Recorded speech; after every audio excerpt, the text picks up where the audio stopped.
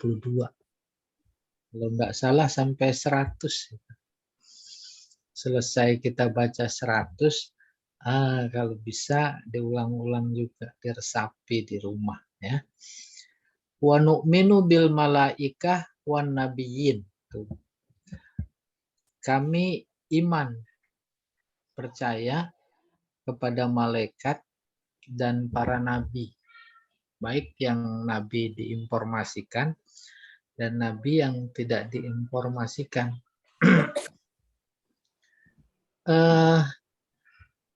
Yang menarik di sini memberikan informasi wilayah terhadap malaikat, itu wilayahnya iman. Terhadap para nabi bukan sosoknya, tetapi terkait dengan ajarannya. Itu wilayah iman. Kata Nabi puasa, puasa. Kata Nabi sholat, sholat. Kata Nabi zakat, zakat. Kata Nabi A, ya A. Dan Al-Quran memang tegas begitu. Iya. Apalagi wilayahnya wal kutub al-munzalah yang diturunkan alal mursalin kepada para rasul. Bukan kitab, tapi kutub. Yang wajib kita kenal, kita imani itu ada 4. Zabur, Taurat, Injil, Al-Quran. Sama dan sebangun iman kita terhadap kitab-kitab itu. Tak beda iman kepada Al-Quran dan iman kepada Injil, kepada Taurat, kepada Zabur. Wa nashhadu, kita bersaksi annahum kanu alal haq al-mubin. Dan kita bersaksi artinya bukan dengan mata, dengan hati dan pikiran. Itu menyaksikan syahadah. Kayak asyhadu alla, aku bersaksi bukan dengan mata saja, tetapi juga dengan hati, dengan pikiran, bahwa mereka dulu membawa kebenaran yang amat sangat jelas. Apa sih kebenaran inti yang mereka bawa? Kebenaran inti yang mereka bawa adalah la ilaha illallah. Tak ada Tuhan kecuali Allah. Tuhan hanya Allah. Dan disebut ilah, Tuhan. Ada konotasi yang pantas disembah, yang pantas ditaat. 73. Wa nusammi ahla qiblatina muslimin mu'minin. Kita beri nama, kita sebut ahla, kelompok, keluarga kiblat kita, muslimin, mukminin. Artinya siapa saja, di mana saja, kapan saja, yang kiblatnya sama dengan kiblat kita, dalam hal ini adalah Ka'bah, ya dia muslimin. Dia mukminin. Mukmin. Yang kerjanya suka nyeleneh, terus pergi haji, kiblat, ya dia juga mukmin. Dia juga muslim. Tapi nanti dalam kelompok mukmin muslim ada yang taat, ada yang maksiat, dipilah ya. Ada maksiatnya ya 50%, ada yang 10%, ada yang 60, 70, bahkan ada yang 100%. Kelompoknya ya tetap kelompok beriman, berislam. Dia tuh muslimin, mukminin. Udah kebayang bedanya muslimin, mukminin. Mana lebih dulu? Iman dulu apa Islam dulu? Gitu. Coba. Kayak kita ini, kita Islam dulu apa iman dulu? Turunan. Islam dulu. Islam dulu Pak Islam sekarang? Ibu Ibu mah dulu mulu, berarti sekarang enggak dong. Duluan. Dulu. Jadi Islam secara normatif ya rukun Islam. Iman secara normatif rukun iman. Tetapi ketika kita bertanya-tanya mana duluan masuk ke diri kita, iman dulu atau Islam dulu, baru jawabannya kasuistik. Kasuistik. Ada yang iman dulu, Islamnya belakangan. Ada yang Islam dulu, imannya belakangan. Tetangga sebenarnya non-Muslim, ke masjid mengikut. Apalagi Ramadan Traweh. Itu Islam duluan. Syahadat mah belum. Bayang. Baru dia resapi masuk dah bersyahadat. Tuh gambaran Islam dulu. Iman dulu. Islam dulu baru iman. Yang kayak begitu itu ada direkam dalam Al-Qur'an. Qalatil a'rabu amanna qul lam tu'minu walakin qulu aslamna walamma yadkhulul imanu fi qulubikum. Surat apa itu ya? Al-Hujurat ya. Ada sekelompok orang teriak-teriak kurang lebih begitu. Kami udah beriman, kami udah beriman. Terus Nabi bilang, "Qul, katakan kepada mereka ya Muhammad, lam tu'minu." Mereka belum iman. Walakin qulu aslamna. Tapi katakan, kami udah Islam. Maka ilustrasinya kayak begitu. Ramadan Tarawih ikut. Idul Adha juga kurban. Ya atau tidak? Bangun masjid ikut. Kerja baktinya ikut bangun masjid. Tuh, tapi belum iman. Sementara ilustrasi yang iman dulu baru Islam tuh kemarin tuh. Kemarin umpamanya bukan kemarin beneran banyak dibimbing di masjid bersyahadat. Kasih sertifikat. Habis itu baru ikut sholat. Ikut sholat berjamaah. Lirik kanan, lirik kiri. Habis takbir. Baru belajar. Iya atau tidak? Tuh gitu gambarannya. Kasuistik. Ketika ditanya mana dulu. Islam apa iman? Gitu. Baru terhadap diri kita masing-masing silahkan diraba-raba. Dirasa-rasa gitu. Kalau keturunan, itu dibenarkan. Lihat surat At-Tur. Ayat 21 kalau enggak salah itu. Ya, mereka yang lahir dari kedua orang tua yang beriman, maka kami hubungkan dengan kedua orang tuanya, gitu kata Al-Qur'an. Iya. Nah, di sini muslimin, mukminin. Iya. Madamu bimaja abihin Nabi Sallallahu Alaihi Wasallam mu'tarifin.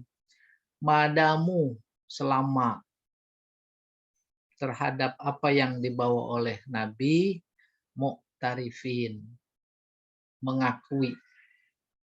Bukan cuma sekarang, saat Nabi masih ada, objek dakwahnya kan ada Yahudi, ada Nasrani yang disebut Bani Israel itu Yahudi. Bani Israel itu yang disebut Ahlul Kitab. Kalau dia mengakui, menerima kebenaran dari Nabi Muhammad, masuk dia. Namanya mukmin, namanya muslim. Itu yang dimaksud madamu bimaja abihin nabi mu'tarifin. Tadinya sih susunannya madamu mu'tarifin bimaja abihin nabi. Walahu bikulli maqalahu wa akhbara musaddiqin. Walahu nya mana nih ke ahlu ya. ahlu kiblatina itu terhadap apa yang dikatakan oleh Nabi, apa yang diinformasikan oleh Nabi, musaddiqin. Musaddiqin artinya membenarkan. Membenarkan, mempercayai.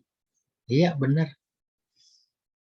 Nabi pulang Isra Mi'raj dikumpulin orang. Kumpul. Tarifin apa tuh? Mu'tarifin mengakui.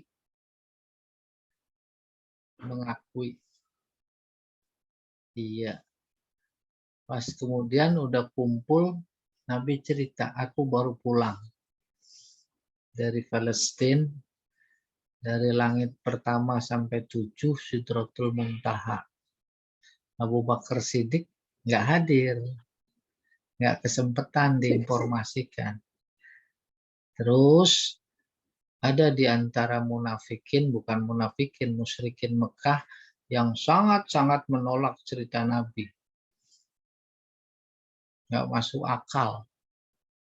Bergegas menemui Abu Bakar di rumahnya, diceritain apa adanya, dengan penuh harap Abu Bakar juga nggak nerima. Justru responnya, andai kata Nabi Muhammad bilang bahwa akan keluar dari batu itu seekor unta, aku percaya. Jadi apapun yang datang percaya. Itu namanya musaddiqin. Maka Abu Bakar diberi gelar.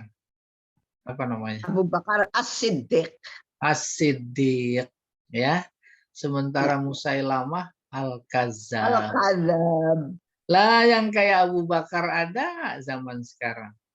Yang kayak Musailamah ada nggak? Musailamah ada. Ada. Gitu. Zaman mah nggak keluar dari benar salah. Khair syar. Nggak keluar. Ada hak, ada batil. Karena tempat kembalinya memang cuma dua, surga, neraka. Nggak ada di antara kedua itu. Nah, kita alhamdulillah dan mudah-mudahan terus dijaga oleh Allah termasuk orang yang musaddiqin.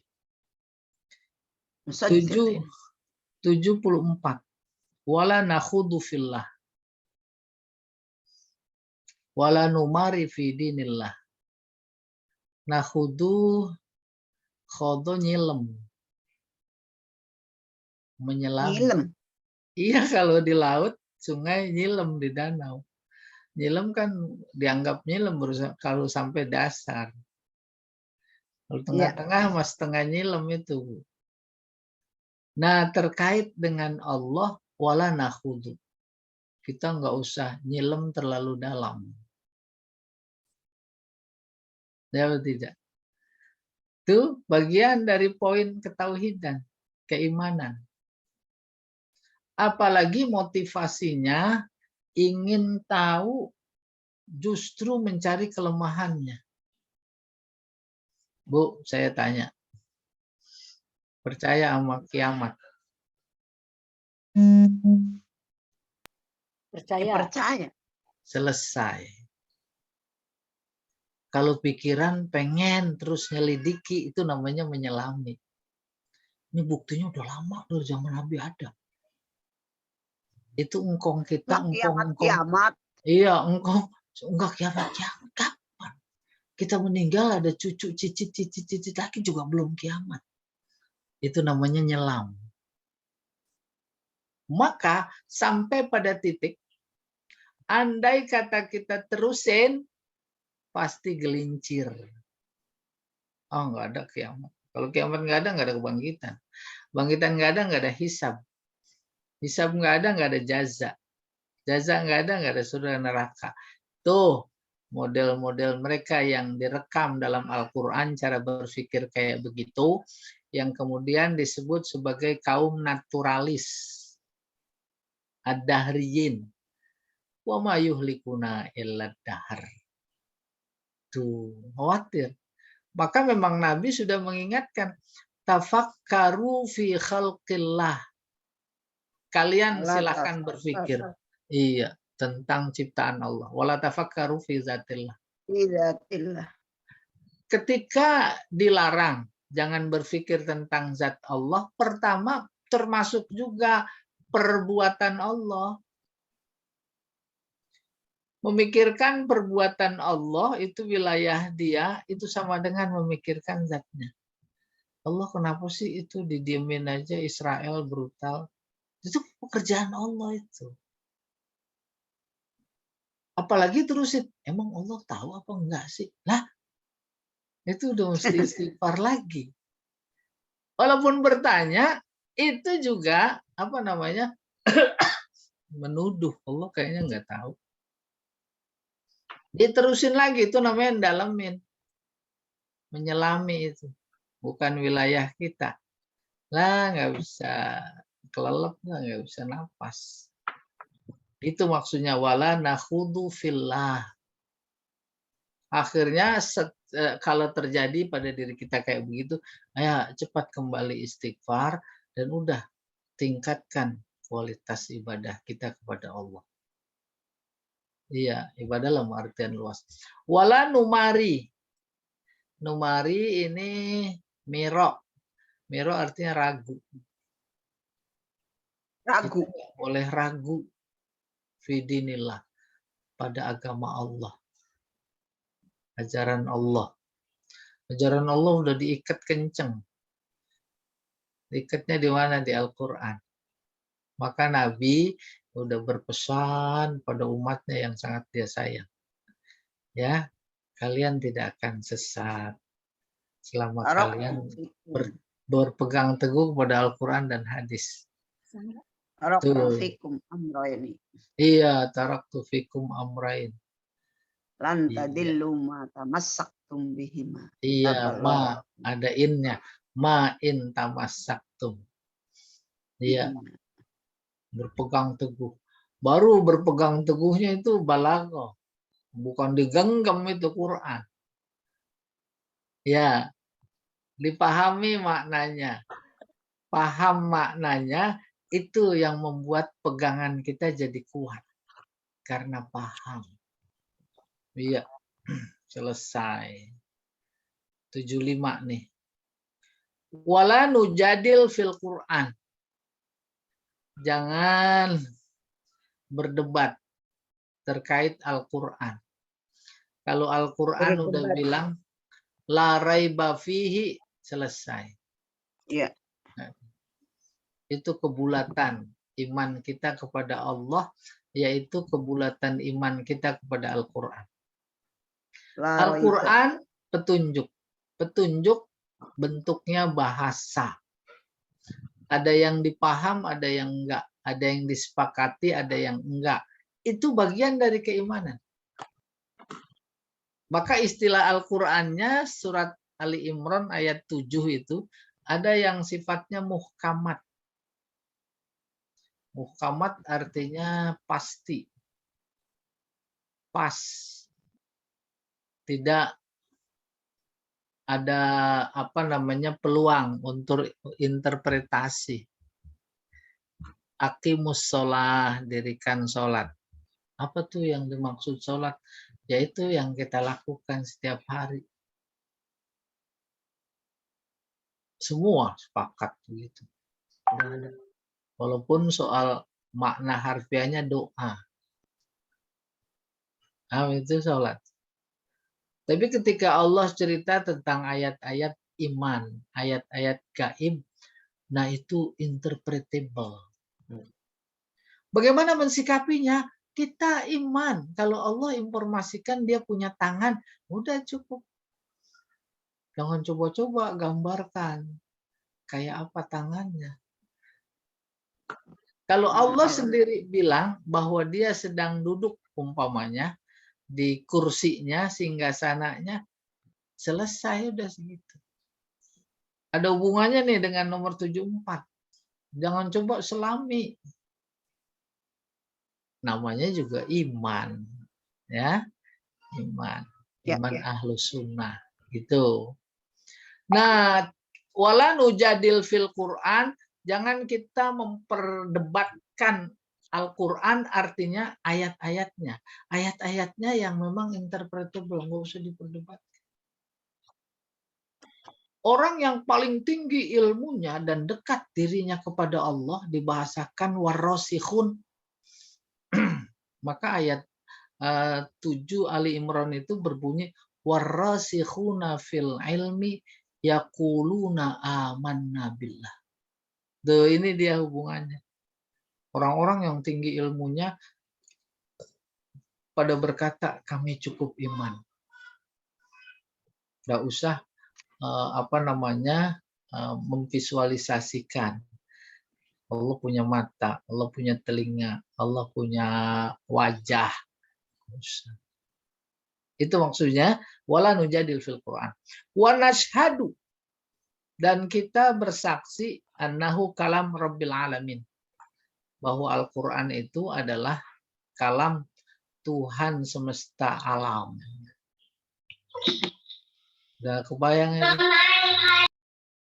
Menguji kebenaran bahwa Al-Quran itu kalam Allah cuma bisa diajukan 3 statement terhadap Al-Quran. Pertama, ya, Al-Quran buatan Allah, kalam Allah. Yang kedua, Al-Quran kalam Nabi Muhammad. Yang ketiga, Al-Quran kalam orang Arab. Sebab bahasa Arab. Nggak mungkin kalam orang Inggris, orang Belanda, orang Jerman. Nggak mungkin. Orang Spanyol. Nggak mungkin. Itu yang dimaksud menguji kebenaran Al-Quran sebagai kalam Allah hanya dengan mengajukan 3 statement. Baru diuji. Al-Quran kalam orang Arab. Batal. Karena di dalamnya orang Arab ditantang. Nggak ada yang bisa bikin. Logikanya, kalau itu kalam orang Arab, pasti mereka bisa. Batal.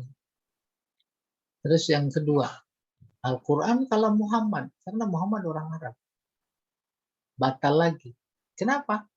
Karena Muhammad bagian dari orang Arab. Kalau 2 itu batal, tinggal 1. Al-Quran kalam Allah. Di sini wa nashhadu.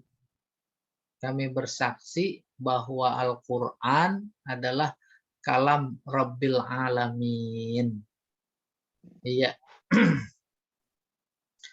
Nazala bihir ruhul amin.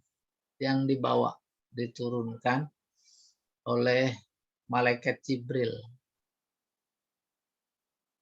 Fa allamahu sayyidal mursalin Muhammadan sallallahu alaihi wasallam. Kemudian Jibril mengajarkannya. Huknya kembali ke Al-Quran. Siapa yang diajarkan? Penghulunya Muhammad. para rasul, yaitu Muhammad sallallahu alaihi wasallam. Itu prosesnya. Turun dari Allah kepada malaikat. Pakar Al-Quran, Imam Zarqani, Imam Zarkasi, dan lain-lain dalam bukunya itu buku Al-Quran, Ulumul Quran. Jangan coba bayangkan kayak apa, bagaimana Allah mentransformasikan kalamnya kepada malaikat Jibril.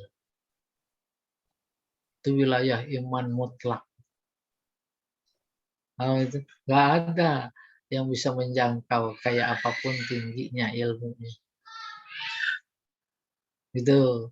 Baru kemudian yang diinformasikan oleh Al-Quran adalah cara malaikat Jibril menyampaikannya kepada Nabi Muhammad. Ada yang cara langsung. Iqra tuh. Bismi rabbikal ladzi khalaq. Ada lagi, semuanya begitu. Yang langsung tuh malaikat Jibril. Yang kedua melalui mimpi. Mimpi Nabi itu wahyu. Tuh lihat mimpinya Nabi Ibrahim. Tuh lihat mimpinya Nabi Yusuf umpamanya. Kata Allah sembelih Ismail, benar. Sembelih. Iman itu luar biasa menuntut iman kepada Allah. Karena lulus ujian keimanannya, diganti Ismail sama seekor kibas. Fafadainahu bizibhin azim. Kami tebus dengan sembelihan yang besar. Terusnya Allah bilang, kazalika nadzil muhsinin. Kayak begitu kami membalas orang-orang yang beriman dengan baik. Muhsinin, imannya baik. Oke.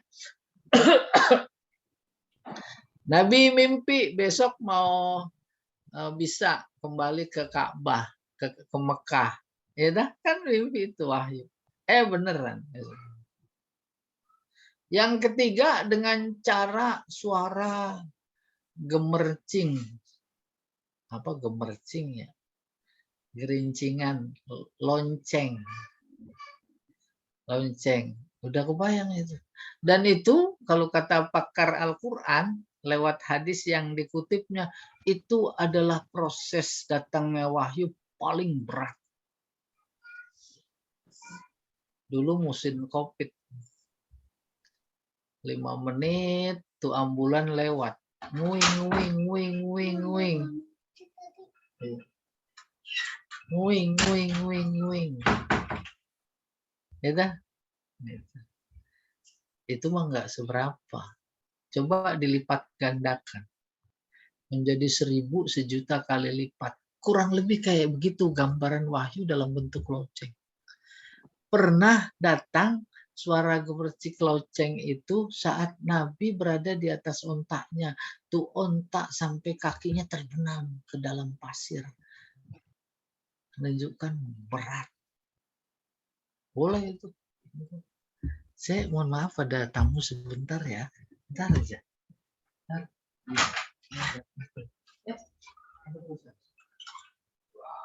Ustaz Jamal tadi tuh ada 3, yang satu mimpi yang terus lonceng, terus yang ketiganya apa ya? Lupa tadi. Gimana, Bu? Wahyunya itu kan turun ada 3. Nah, ini ada Ustaz. Iya, ada Wahyul Hadi, ada Wahyu. Siapa lagi tuh yang Pak RT? Ada Wahyu. Ya, Bu. Nah, yang terkait dengan lonceng, nanti kemudian dia menjadi teringat sesuatu. Itulah bentuk wahyunya. Oh. Tadi yang pertama apa, Ustaz? Yang pertama langsung Jibril. Oh ya, langsung. Iya, iya. Terus lewat mimpi. Habis mimpi terus ada firasat. Ada lah. Dia menjadi punya petunjuk gitu.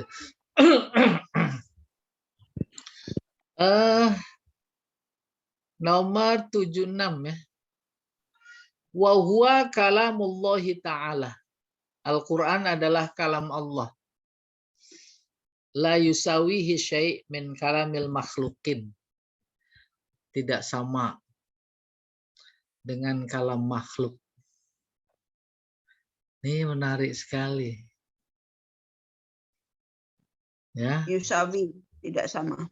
Tidak sama. Yusawi. Tidak ada satupun yang sama. Satupun kalam makhluk Allah. Ini iya. Jadi Bu, ini udah tingkat tinggi. Al-Quran bahasa apa, Bu? Bahasanya Allah. Bahasa Arab. Ya, padahal Iya. Allah itu sebenarnya Allah bukan orang Arab, itu kurang lebih. Yang kemarin sempat viral. Itu kalau lapor ke saya jelaskan itu. Benar, Allah bukan Allah, benar banget itu, ya apa tidak? Iya apa tidak? Benar, kata siapa itu? Kata Om Dudung ya. Akhirnya pada marah. Hah? Ya si Dudung. Ya si Om Dudung. Nah, gara-gara itu naik pangkat terus dia.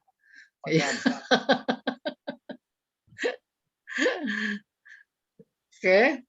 Yang bodoh tambah naik pangkat. Iya, kita nggak tahu yang bodoh dia apa kita. Nah, itu kita nggak tahu, dua-duanya bodoh. Al-Quran sendiri menginformasikan bahwa Al-Quran notabene kalam Allah itu berbahasa Arab. Ini dicermati. Inna anzalnahu Qur'anan Arabiyya. Arabiyah. Iya, kami turunkan Al-Quran dengan bahasa Arab. Maka pertama harus dipahami bahasa Arab karena memang akan disampaikan oleh orang Arab. Objek dakwah Nabi pertama orang Arab. Nggak masuk akal kalau pakai bahasa yang bukan Arab. Kayak bahasa Sunda masuk akal? Nggak masuk akal. Apalagi bahasa apa itu? Bahasa Jawa bisa. Siapa ada? Nggak mungkin, nggak masuk akal. Jadi ada keterkaitan tuntutan agar tersampaikan, maka medianya harus pakai bahasa objek dakwah. Jangan disimpulkan bahwa bahasa Allah itu bahasa Arab. Allah nggak punya bahasa, dia harus beda. Apalagi bahasanya berhuruf. Allah bahasanya nggak berhuruf, nggak bersuara. Nah, itu bukan medan akal, medan iman. Maka dari analisis itu, yang namanya kalam Allah itu ada yang menganalisisnya maknanya, bukan lafaznya. Lafaznya Arab. Hurufnya huruf Arab. Struktur kalimatnya struktur kalimat Arab. Nah, semua itu harus diolah dalam nalar yang tepat. Maka ayat yang tadi ditutup. La'allakum ta'qilun. Pikirin dong. Oleh karena itu sampai pada titik Al-Quran bukan bahasa Arab. Bahasa apa? Bahasa Al-Quran. Titik. Itu maksudnya la'allakum ta'qilun. Lah itu hurufnya huruf Arab. Iya dong, karena objek dakwahnya orang Arab. Bagi kita gimana? Itulah la'allakum ta'qilun, makanya pelajari bahasa Arab. Allah sudah menjamin mudah. Walaqad yassarnal Qur'ana lidzikri. Kami mudahkan. Kami bertanggung jawab untuk memudahkan. Mudah dimaksud bukan berarti nggak tanpa belajar, bukan. Itu luar biasa. Yang non-Arab belajar Arab. Jauh lebih pintar dari orang Arab. Ini tokoh-tokoh Nahu itu bukan orang Arab. Orang Persia banyak. Tuh gitu. Fahal memud dakir. Mau pada ingat apa enggak? Mau pada sadar apa enggak? Kami mudahkan untuk belajar Al-Quran. Terus ada LBIK. Tuh pada bondong-bondong ke sana. Ya betul. Ya. Itu namanya baru ketemu ayat innama al-usri yusro. Gitu. LBIK udah kelar, nggak bisa menampung. Untung ada Pak Jamal. Itu kurang lebih Pak Jamal. Iya, betul. Untung ada Pak Jamal. Ada Zoom lagi. Biarin ada Bisa kopat kapit. ditanya-tanyain. Iya. Bisa ditanya-tanyain. Ini kalau nggak ada kopat kapit, kita nggak kenal Zoom ini. Ya dah. Nggak Iya. kemana-mana Bu, bisa di dapur belajar. Ya, iya. Apalagi para penganggur model kita ini pensiunan semua ini. Oke, kita kembali. Wa huwa kalamullahi ta'ala. Kalam Allah. Ketika sampai pada kesimpulan tertinggi yang dimaksud kalam Allah adalah makna, bukan fisik. Yang fisiknya itu namanya mushaf. Maka pada tingkat tinggi seperti itu, terserah tuh mushaf mau dibakar. mau dikencingin kayak ekstrimnya gitu. Kan kalamnya tetap. Karena kalamnya adalah maknanya. Namun ada dalam diri kita namanya emosi, apalagi emosi keagamaan, keimanan. Walaupun yang dibakar itu Al-Quran fisiknya, Yang dibakar mushaf. iya mushafnya, itu Allah marah. Di mana itu viral di video? Secara resmi negara membakar Al-Quran, dikawal polisi, akhirnya mobil polisi yang ngebakar. Di mana itu Pak Edi, baca nggak itu ya? Di media sosial. Benar itu kebakar. Jadi Allah jaga betul. Inna nahnu nazzalna dzikra wa inna lahu lahafizun. Lahafizun. La yusawi syai'un min kalamil makhlukin, nggak sama. Tuh, nggak sama. Oleh karena itu Al-Quran bukan bahasa Arab, tapi bahasa Al-Quran. Wala naqulu bi khalqihi. Dan kita, maksudnya Ahlus Sunnah wal Jamaah, tidak mengatakan bahwa Al-Quran itu makhluk. Tuh lagi nyapu. Paham maksudnya? Al-Quran makhluk. Ada perdebatan klasik terkait dengan kemakhlukan Al-Quran. Kalau Mu'tazilah bilang Al-Quran itu makhluk. Artinya, sebelum ada Nabi Muhammad, Al-Quran belum ada. Belum ada. Terus mau dikasih siapa? Kalau nabinya belum ada. Tuh rasionya kayak begitu. Baru kemudian ada, diciptakan oleh Allah. Itu proses bahwa Al-Quran adalah makhluk. Apalagi pada ayat-ayat yang turun karena ada pertanyaan dari para sahabat. Kan baru itu keluar. Gitu ilustrasinya. Keluarga itu namanya diciptakan. Bukan bagian dari zat Allah. Tapi kalau menurut Sunni, tuh. Menurut Sunni nggak begitu. Kalam itu ada dua. Ada kalam lafzi.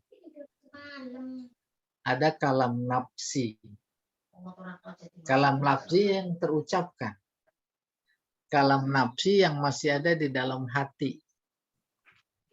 Besok si kita umpamanya mau sambutan, mau ceramah. Itu di dalam hati udah ada apa yang mau disampaikan. Itu namanya kalam nafsi. Baru kemudian setelah disampaikan jadi kalam lafzi. Kalam itu sifat. Sifat siapa? Sifat Allah.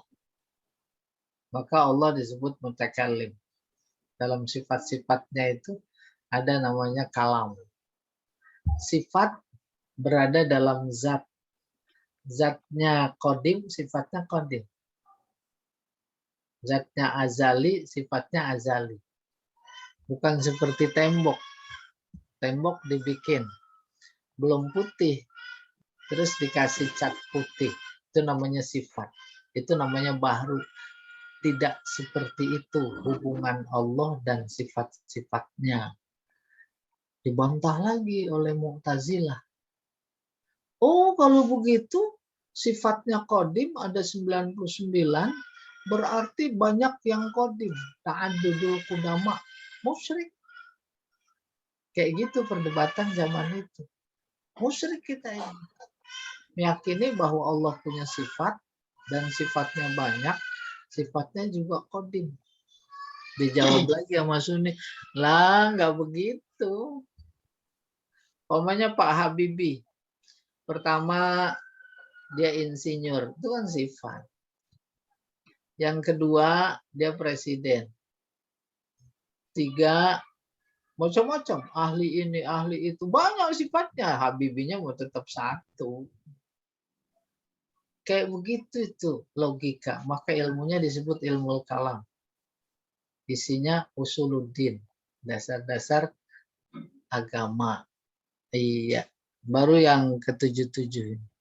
Wala nukhalifu jama'atal muslimin. Kita nih Ahlus Sunnah yang kita baca bukunya ini, kita nggak berbeda pendapat dengan jamaah kaum muslimin. Kalau ada yang berbeda, itu hanya sekelompok kecil. Ya. Wala naqulu bi khalqihi, itu tadi. Iya, berikutnya 78 ini. Wala nukaffiru ahadan min ahlil qiblah bidzambin. Kita Ahlus Sunnah tidak mengkafirkan siapapun dari ahlul qiblah karena satu dosa. Malam yastahillahu, selama dia tidak menghalalkannya. Contoh, si A muslim, dia nggak sholat, lalai, males, nggak kafir. Itu Ahlus Sunnah. Kecuali Yastahilah tadi apa? yastahilah menghalalkan. Oh, Kalau yang haram dibilang halal, itu baru kafir. Pokoknya khomer haram, minum sih minum, tetap dia masih berkeyakinan bahwa ini haram, dia nggak kafir. Yang kafir itu dia mengatakan itu halal. Nah, sholat wajib. Dia baru kafir apabila dia meyakini mengatakan nggak wajib. Kok nggak wajib? Yang penting kan eling, umpamanya gitu. Nggak wajib. Puasa Ramadan. Dia nggak puasa, nggak keluar dari iman. Kita tidak boleh mengkafirkan. Kecuali kalau dia udah berkeyakinan nggak wajib puasa itu. Puasa mau nggak puasa sama aja kok. Nah itu keluar. Itu maksudnya wala nukaffiru ahadan min ahlil qiblah bidzambin, dengan sebab dosa. Kasus ini itu menjadi perdebatan klasik di awal munculnya aliran-aliran dalam Islam. Utsman terbunuh, Ali juga terbunuh. Maka di majelis-majelis taklim pada waktu itu di Basrah, ada Hasan Basri, ada Atha, Wasil bin Atha. Terus itu mendiskusikan si pembunuh ini, pembunuh adalah dosa besar. Pendosa besar itu membuat dia keluar dari iman apa tidak? Kalau kata Ahlus Sunnah tidak. Cuma dia berdosa, yaitu dosa besar. Kalau dia tobat, maka diterima tobatnya. Dia tetap muslim, nggak pernah keluar. Kata Khawarij ekstremis, itu dosa besar dan keluar dari iman. Kafir, pendosa besar kafir. Kasusnya saat itu adalah bunuh, maka seluruh pendosa besar. Berzinah kan? Lalu kata Mu'tazilah, pendosa besar membunuh dalam konteks saat itu. Kata Mu'tazilah, kafir enggak, iman enggak. Tuh, oleh karena itu, konsekuensi pikiran teologis berikutnya, nanti ada tempat, dia belum tobat, ada tempat antara surga dan neraka. Siapa? Kata menurut Mu'tazilah, masuk surga enggak, masuk neraka enggak. Maka dalam prinsip ajaran mereka ada namanya al-manzilah bainal manzilatain. Tuh. Maksudnya di situ. Baru di sini, ya. La nukaffiru ahadan min ahlil qiblah. Menurut Ahlus Sunnah, seorang pendosa itu kita tidak bisa katakan dia kafir. Dia tetap beriman, cuma beriman yang maksiat, berdosa. Malam yastahillahu, selama dia tidak menghalalkan yang haram. Oleh karena itu, menjadi luar biasa penting terkait ini hubungannya dengan akidah. Kalau Nabi bersabda, man tarokas sholata muta'ammidan faqad kafar. Siapa meninggalkan sholat dengan sengaja, sungguh dia telah kafir. Nah, banyak terminologi kafir. Kafir di situ maksudnya kafir nikmat. Kafir itu ingkar. Apa yang diingkari? Nikmat. Bukan Tuhan yang diingkari. Kalau yang nggak sholat. Maka ada istilah kufur nikmat. Nikmat luar biasa banyak. Maka kita disuruh terima kasih. Namanya syukur. Kalau enggak namanya kufur. Bentuk terima kasih terhadap nikmat itu sholat.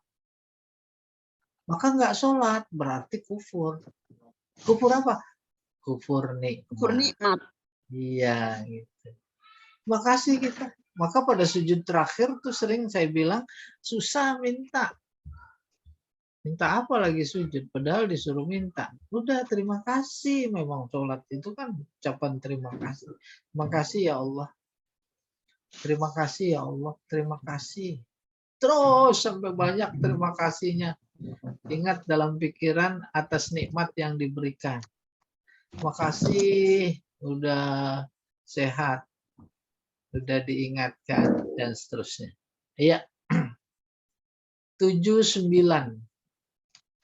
Wala naqulu, kita tidak berkeyakinan, tidak berpendapat, tidak berkata ama. Naqulu. Ya, la yadurru ma'al iman zambun liman amilahu.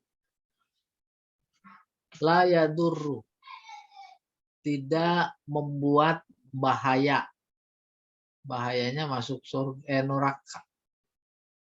Ma'al iman, bersama iman.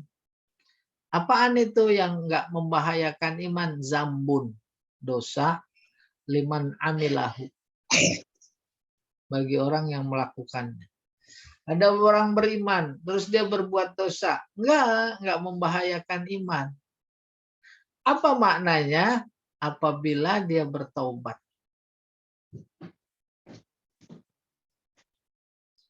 Udah kebayang belum itu? Jangan dikira cuma segitu, dalam ini. Gara-gara dosa, maka dia menjadi bisa nangis di hadapan Allah.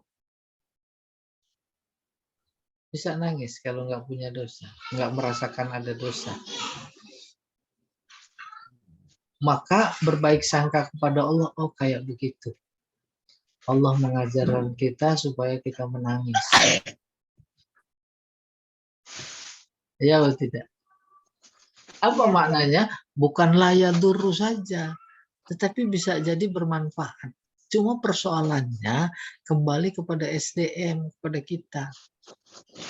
Sudah sampaikah pada strata bahwa apabila berdosa, dosa menjadi bermanfaat, membuat kita bisa menangis di hadapan Allah.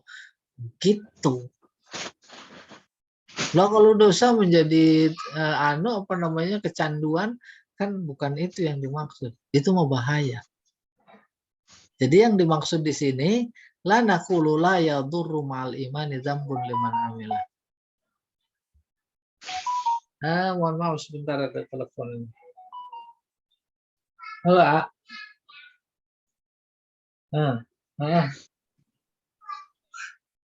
Ada tadi udah pulang lagi. Udah ngeliat ke atas kali ya. Iya, aku lagi zoom ini. Udah, ya. Ya. Nah, itu satu hal, bukan mau menerangkan ini.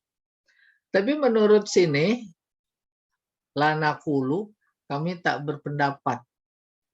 Kami tak mengatakan bahwa dosa tidak berpengaruh kepada iman, tapi justru berpengaruh kepada iman. Udah paham belum? Dosa yang bagaimana? Dosa yang terus membuat dia kecanduan. Enak ya nggak sholat? Tuh berpengaruh sama iman. Yang Enak terus lah. menerus. Yang terus Bukan terus menerus, menerus. artinya mengakibatkan terus menerus. Tapi kalau yang mengakibatkan dia kembali tobat dan tambah dekat kepada Allah, itu pengaruh juga, tapi positif. Ya betul tidak? Ya. Awas, hati-hati itu. Jangan kemudian karena ada teori kayak begitu, akhirnya sengaja dosa. Lah, bukan begitu maksudnya. Ayo, kita nyobain ke Singapura sana. Umpama. Ntar habis itu kita tobat. Akhirnya berpikirnya salah, udah habis korupsi pergi haji. Ya dah, ngasih sapi korban seharga 100 juta. Dia kira bisa nebus itu. Berpengaruh Ustaz buat dia. Pengaruh dalam konteks apa? Pencitraan gitu, Pak. Iya, 80 sekarang.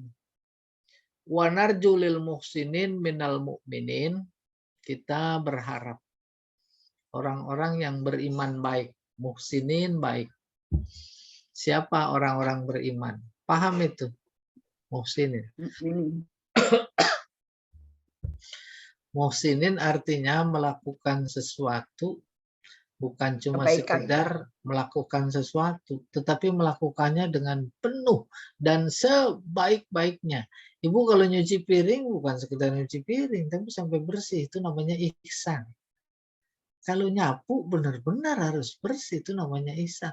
Kalau sholat bukan cuma jungkang-jungking, tapi beneran sholat. Yang tanha anil fahsai wal munkar, itu namanya muhsinin. Kalau puasa juga begitu. Kalau berla ilaha illallah yang penuh ihsan. Maka Nabi menjawab pertanyaan Jibril, anta'budallah ka'annaka tarah, fa illam takun tarah fa innahu yarah. Nggak mungkin mencapai ihsan kalau tanpa ilmu. Harus pakai ilmu. Ada mukmin-mukmin yang kayak begitu nih yang lagi diceritakan. Narju, kita mengharap. Ayyafu anhum. Allah memaafkan mereka. Wa yudkhilahumul jannah birahmatihi. Kemudian Allah memasukkan mereka ke dalam surga birahmatihi, bukan biimanihi, bukan biamalihi. Tapi dengan kasih sayangnya. Wala na'manu alaihim. Dan kita tidak aman atas mereka. Wala nashhadu lahum bil jannah. Dan kita tidak bisa menyaksikan mereka masuk surga. Wa nastaghfiru. Dan kita tidak bisa memohonkan ampun limasi ihim, kejahatan mereka. Wa nakhafu alaihim. Dan kita takut kepada mereka. Wala nuqannituhum. Dan kita tidak kunut itu putus asa. Wala taqnatu mir rauhillah. Yang putus asa. Belum selesai dipahaminya. Wa narju lil muhsinina minal mu'minin ayyafu anhum. Kita berharap Allah memberikan maaf kepada mukmin yang muhsin dan memasukkan mereka ke dalam surga birahmatihi, dengan rahmatnya. Ini bagian dari akidah Ahlus Sunnah wal Jamaah. Wala na'manu alaihim wala nashhadu lahum bil jannah wa nastaghfiru limasihim wa nakhafu alaihim wala nuqannituhum wala na'manu alaihim. Dan kita tidak mendapatkan rasa aman atas mereka. Ini hubungannya birahmatihi. Udah sampai belum pikirannya? Mukmin solih, muttaqin dimasukkan ke surga. Pertama, menurut Ahlus Sunnah wal Jamaah bukan karena amalan solehnya, tapi karena rahmatnya. Ya dah? Ya. Apalagi dihubungkan dengan Nabi juga belum tentu masuk surga. Hubungannya ke sini. Sebab surga kan atas rahmat Allah. Tidak bermaksud bahwa Nabi akan masuk neraka. Bukan. Akhirnya udah kebakaran jenggot orang banyak. Ingin diulangi. Habis kalau dibilang belum tentu masuk surga, ya kan konotasinya masuk neraka. Bukan. Artinya masuk surga bukan karena amal. Sebab kalau surga diukur sama amal, itu amal kita nggak seberapa. Nggak usah diukur surga, diukur nikmat yang diberikan mata aja, telinga aja. Gitu Bu maksudnya. Gitu. Karena memang ibarat makanan ini disebar, konsumennya berbagai macam. Ibaratnya sambal, ada yang nikmat, ada yang pedas, ada yang racun. Itu.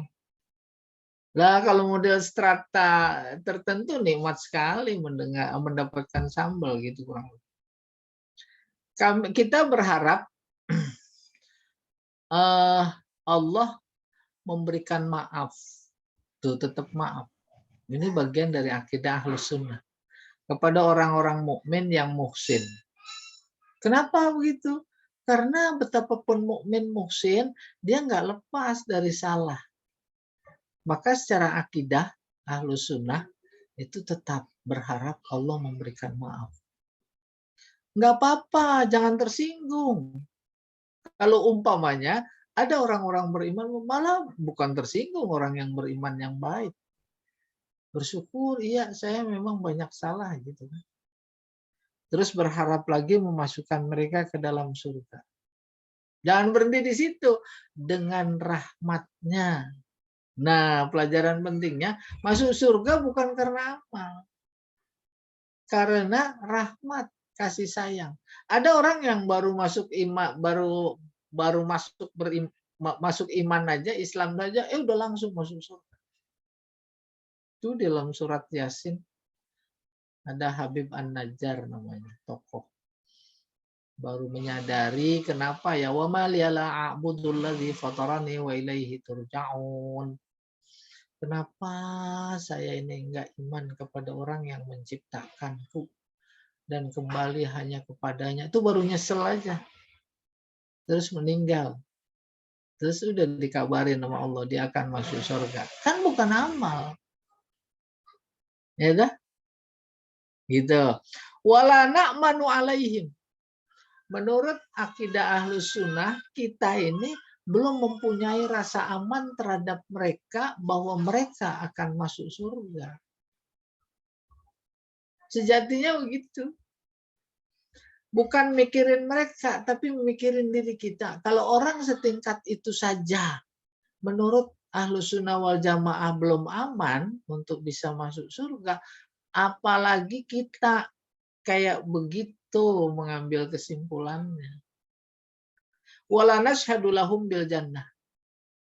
Dan kita terhadap orang mukmin muhsin itu menurut Ahlus Sunnah wal Jamaah belum bisa bersaksi bahwa dia masuk surga. Ini dorongan. Kalau kayak begitu saja belum bisa bersaksi, apalagi model kita. Mendorong apa enggak? Bukan pesimistis, tapi optimistis mendorong. Wa nastaghfiru limasih. Oleh karena itu kita tetap senantiasa memohonkan ampun buat kejahatan, keburukan mereka. Wa nakhafu alaihim. Dan khawatir kita terhadap mereka. Wala nuqannituhum. Dan kita tidak boleh putus asa pada mereka. Ya. Paham itu? Kayak begini Bu, ilustrasi nih. Banyak salah paham. Lagi Mi'raj, Nabi ditunjukkan surga. Ditunjukkan juga neraka. Lagi di neraka dia longok. Wah, banyak banget perempuan. Kebanyakan penduduk neraka adalah perempuan. Puan. Nah, itu luar biasa pujian itu, Bu. Cuma dipahaminya standar sekali. Wah, gawat ini. Akhirnya kesal, tersinggung. Padahal majelis taklim tuh banyakkan perempuan, bapak-bapak. Hebat itu. Apalagi kemarin yang demo pemilu itu emak-emak semua itu. Masya Allah, terus meninggal. Sabilillah. Persoalannya bagaimana kita memahaminya? Kalau Nabi bilang begitu, di surga banyakkan perempuan, itu nasihat apa bukan? Nasihat. Ya nasihat. Diingetin apa enggak? Diingetin. Lah seneng dong diingetin. Ngapa jadi pada sedih? Oh iya, tuh gitu memahaminya. Bocoran gitu. Iya, oh benar. Bocoran. Ada karenanya, ada sebabnya. Kenapa Iya. perempuan Benar. Jadi neraka. mengingatkan, artinya kita aja yang salah paham. Wal amnu wal iyasu yankulani an millatil Islam wasabilul haq bainahuma li ahlil qiblah. Pak Jamal, itu ada catatan, coba nomor 1. Apa itu iyas? Oh, iyas al yaksu. Iya, sudah. Putus asa. Wal amnu rasa aman, wal iyas al yaksu putus asa, yan kulani an millatil Islam. Yan kulani memindahkan seseorang dari agama Islam. Wasabilul haq bainahuma li ahlil qiblah. Paham? Al-amnu itu di bawah itu al-qalbu ya. Rasa putus asa. Memindahkan orang dari agama Islam. Paham maksudnya? Jangan putus asa. Emang Al-Quran melarang. Wala tayasu mirrauhillah ya. Jangan putus asa dari rahmat Allah. Putus asa dari rahmat Allah itu menafikan Allah. Menafikan pertolongannya. Menafikan perhatiannya. Asu putus asa, tadi nuqonnatuhum putus asa juga ya? Iya, sama ngerodif ya. Wala taqnatu mir rauhillah, itu di Al-Qur'an. Nah, itu bagian dari akidah Ahlussunnah yang disebutkan oleh Imam Tohawi di sini. Jangan putus asa. Kayak kita sebagai umat luar biasa digencet. Ya, mau beli minyak aja pakai aplikasi umpamanya. Ya, ntar lama-lama beli bakso, beli nasi uduk, apa segala macam pakai aplikasi. Itu. Jangan putus asa. Sebab putus asa itu keluar, memindahkan dia dari agama Islam.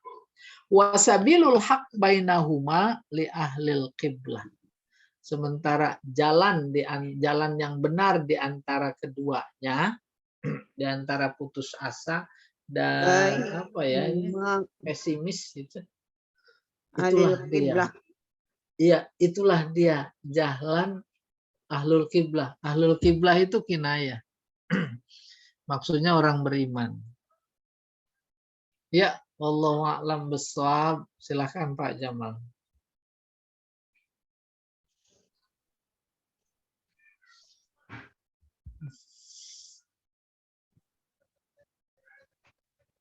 Baik, terima kasih Ustadz atas kajiannya pada pagi hari ini. Bagi Bapak dan Ibu yang ingin bertanya terkait tema kita, dipersilakan. Ya. Yang nomor 81 itu Ustadz tadi wal amnu wal iyas itu di situ, amnunya di situ apa Ustadz? Rasa aman. Rasa aman. Iya. Udah paham maksudnya rasa aman. Mentang-mentang orang beriman udah merasa aman dari neraka. Nah, itu membuat dia cepat atau lambat bisa jadi keluar dari agama Islam. Apa? Banyak maksiat. Banyak Kalau di maksiat. Al-Quran, iya, saya mau udah aman lah, udah beriman, masuk surga, aman dari neraka. Nah, itu. Tadi di atas ya Ustadz ya. Iya, iya. Di Al-Quran luar biasa diingatkan, afa amina ahlul qura bayatan wa hum naimun, gitu. Terus diulangi, afa amina ahlul qura duhan wa hum yal'abun. Apa udah merasa aman orang beriman saat tidur bahwa dia akan masuk surga? Apa sudah aman orang-orang beriman pada waktu duha saat mereka bermain dan seterusnya? Jangan pada merasa aman dulu. Gitu kurang lebih. Selalu waspada. Iya. Baik, Pak Sukoco, silakan. Maaf, ini mau duluan. Ini ada yang nunggu. Oh iya. Ustaz, Iya, makasih. Mas Kaca. Baik. Iya, masalah. Ada yang lain, Pak Edi? Silakan, Pak Edi. Lalu hubungannya dengan rasa putus asa itu bagaimana, Pak Ustadz? Nah, itu kan dua hal ibarat kubu. Putus asa jangan, rasa aman juga jangan. Rasa optimis masuk surga jangan. Putus asa masuk surga jangan. Nah, itu. Maka jalan tengahnya itu yaitu ada saat-saat aman, ada saat-saat tidak aman. Itulah dia jalan ahlul qiblah. Dan kita rasakan loh secara batin ya, secara spiritual, kadang merasa dekat sekali dengan Allah. Saat seperti itu hinggap pada diri kita, jangan cepat-cepat terasa aman, pertahankan itu, gitu kurang lebih. Ada saat-saat kayaknya kita ini lagi jauh hanya sama Allah, umpamanya. Cepat tinggalkan, lawan itu. Itulah dia jalan ahlul qiblah. Ahlul qiblah ya kita ini. Ya. Ahlul qiblah apa ini, Ustaz? Ahlul qiblah orang beriman, itu kinayah. Ya. Iya.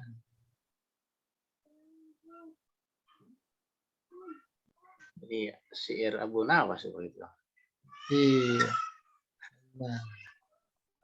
Nawas. Baik, ada lagi satu lagi pertanyaan mungkin. Kalau tidak ada ya. Baik, tidak ada. Bu Musina juga tidak bertanya. Baik, Bapak dan Ibu jamaah kajian tauhid yang dirahmati oleh Allah Subhanahu wa taala. Demikianlah kajian kita pada pagi hari ini. Semoga bertambah ilmu dan wawasan kita dan tentu saja diikuti dengan keimanan dan amal soleh. Mari kita akhiri dengan membaca kafaratul majlis. Subhanakallahumma wa bihamdika asyhadu an la ilaha illa anta astaghfiruka wa atubu ilaik. Assalamualaikum warahmatullahi wabarakatuh. Waalaikumsalam warahmatullahi wabarakatuh. Ustaz. Ustaz. Yes.